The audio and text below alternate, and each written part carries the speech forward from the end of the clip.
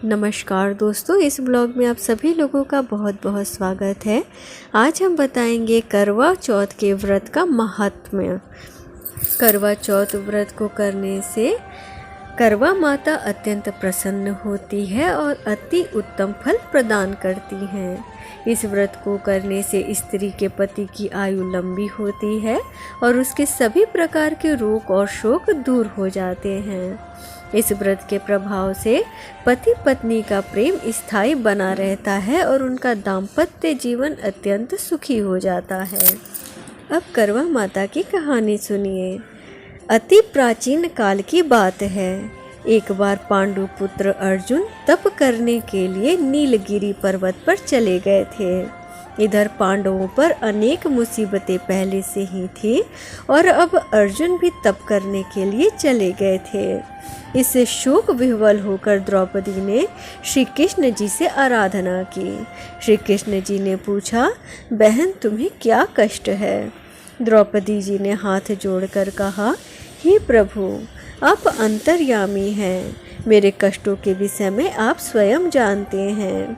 कोई ऐसा उपाय बताइए कि जिससे मुझे इन कष्टों से छुटकारा मिल जाए। द्रौपदी जी से श्री कृष्ण जी मुस्कुराकर बोले, ये तुम्हारा अति उत्तम प्रश्न है। यही प्रश्न एक बार पार्वती जी ने भगवान शिव जी से किया था और शिव जी ने उनको करवा चौथ के व्रत का विधान बताया था। द्रौपदी जी ने कहा, हे प्रभु, तब तो आप भी मुझे करवा चौथ के व्रत की जानकारी प्रदान कीजिए और कथा के बारे में बताइए। तब श्री कृष्ण जी ने कहा, दुख सुख तो इन संसार के अटल नियम हैं और प्रत्येक प्राणी इनमें सदा ही लिप्त रहता है।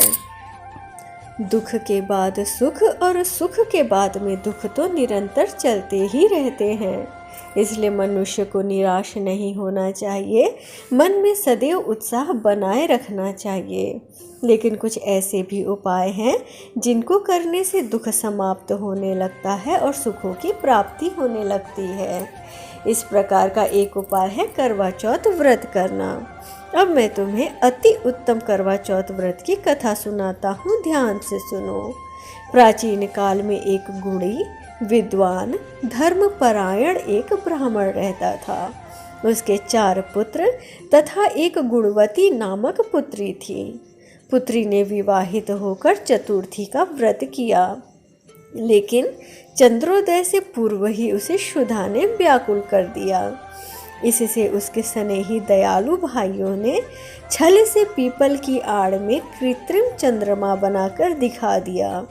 लड़की ने उसी को असली चंद्रमा समझकर उसे अर्घ्य दे दिया, फिर भोजन कर लिया। उस लड़की के भोजन करते ही उसके पति की हृदय गति बंद हो गई। इससे दुखी होकर उसने अन्न जल त्याग कर दिया। उसी रात्रि में इंद्राणी भू विचरण करने आई। ब्राह्मण पुत्री ने उनसे अपने दुख का कारण पूछा। इंद्राणी ने बताया, तुम्हारे करवा चौथ व्रत में चंद्र दर्शन से पूर्व ही भोजन कर लेने के कारण तुम्हें यह कष्ट मिला है। तब उस लड़की ने अंजलि बांधकर विनय पूर्वक पूछा, हे माता, इससे मुक्ति होने का कोई उपाय बताइए। इस पर इंद्राणी ने कहा, यदि तुम विधि पूर्वक अगली करवा चौथ का व्रत करोगी तो तुम्हारा पति पुनर्जीवित हो जाएगा।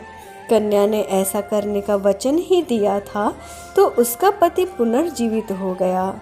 इस पर कन्या ने वर्ष भर प्रत्येक चतुर्थी का व्रत किया और अखंड सुहाग प्राप्त किया।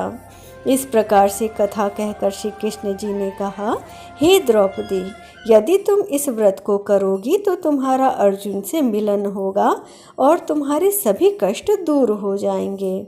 यह सुनकर द्रौपदी ने भी यह व्रत किया और इसके प्रभाव से अर्जुन से मिलन हुआ और पांडवों के सभी कष्ट दूर होकर वह सभी क्षेत्रों में विजय हुए। आप सभी लोगों को करवा चौथ की ढेर सारी